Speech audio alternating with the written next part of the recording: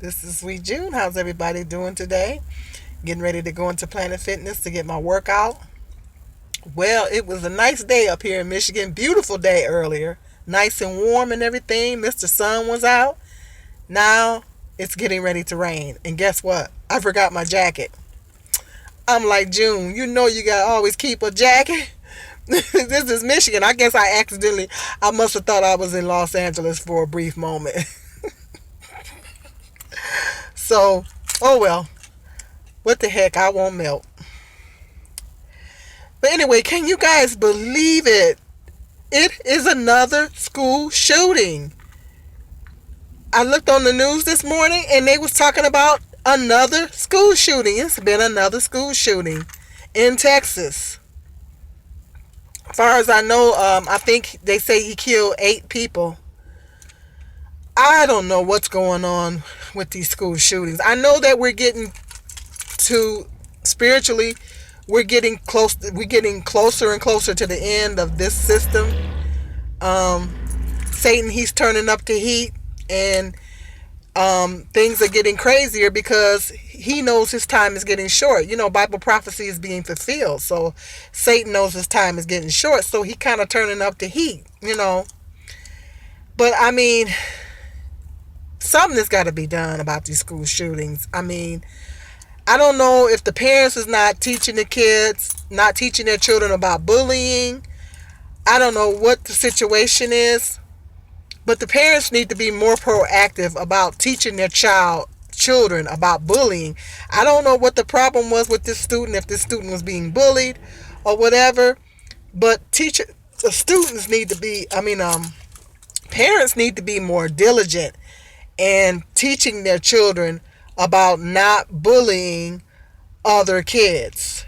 The students, the parents need to be more adamant. I know when I was raising my kids, I had a zero tolerance. I had a zero tolerance for, I said, don't let me, because I was bullied in school, and teased and everything in junior high, not high school. And I know how I felt, and I didn't never want another child to feel the way I felt when it happened to me. And so I told my sons I literally had a zero tolerance. I said, let me catch you bullying somebody.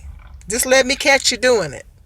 I'm going to put my foot in, you know the rest. Okay? You guys know the rest. I had a zero tolerance for it.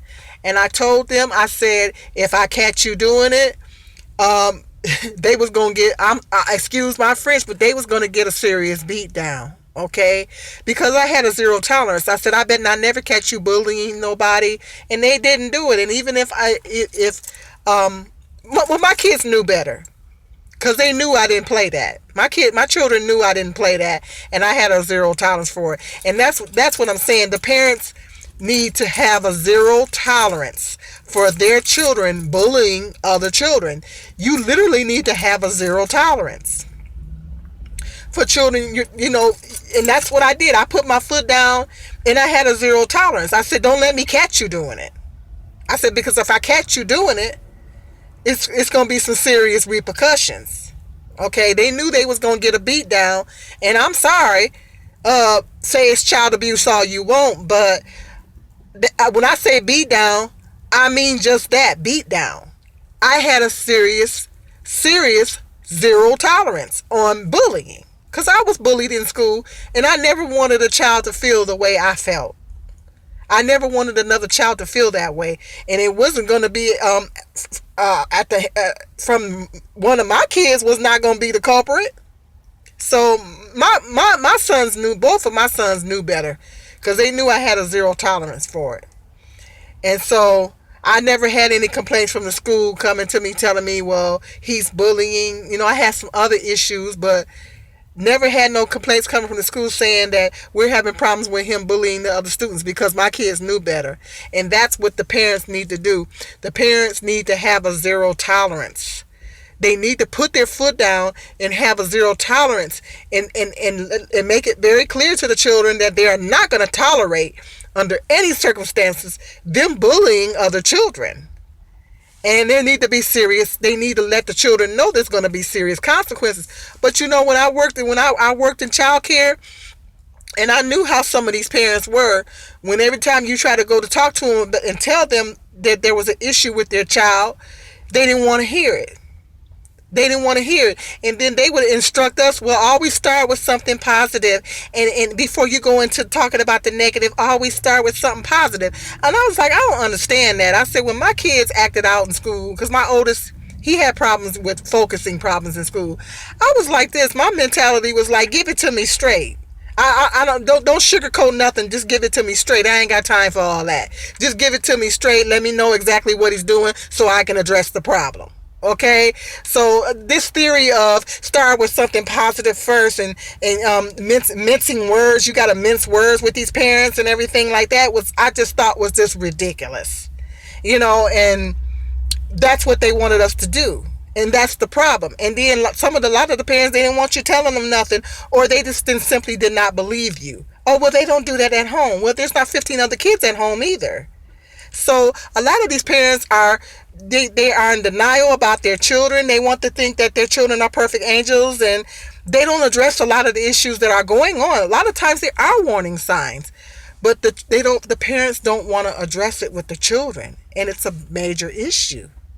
And when they don't address it, the child keeps doing it. Then next thing you know, something like this happens, and it's a school shooting. See, these children, when I was in school, I was called names and ugly and bald-headed and all this kind of stuff. When you're a black girl back in the day and you got short hair, they called you bald-headed. And I was called ugly and all that. And it hurt my feelings. And it was one young man in particular that was really dogging me out. He used to have me crying. I mean, he dogged me out so much. But I never thought about shooting up the school. I mean, we just didn't think about stuff. I didn't think about committing suicide. I didn't think about shooting up the school. Of course, we didn't have social media back then either. I mean, we were a lot stronger back in the day. We were very strong. I mean, I was devastated. I cried. I got depressed about it, but I had to deal with it the best way I could. I don't know what's wrong with these kids. These kids aren't strong these days. This is why the parents need to teach the children. I mean, that's the only thing I can think of. These children are being bullied. The parents are not, being proactive and putting their foot down about their children. But something needs to be done about this bullying. It's more than just up in the security. It falls back on the parents. The parents need to teach their children. Plain and simple. I don't know. You guys let me know in the comment section what you think. But I just Trump's trying to put this wall up and everything, keep other people out, but he need to be trying to do something about these schools. I am so tired of hearing about these school shootings. Well, let me know. I got to get in and get my workout in, but let me know what you guys think. I got some more interesting video topics coming up. This is Sweet Jim.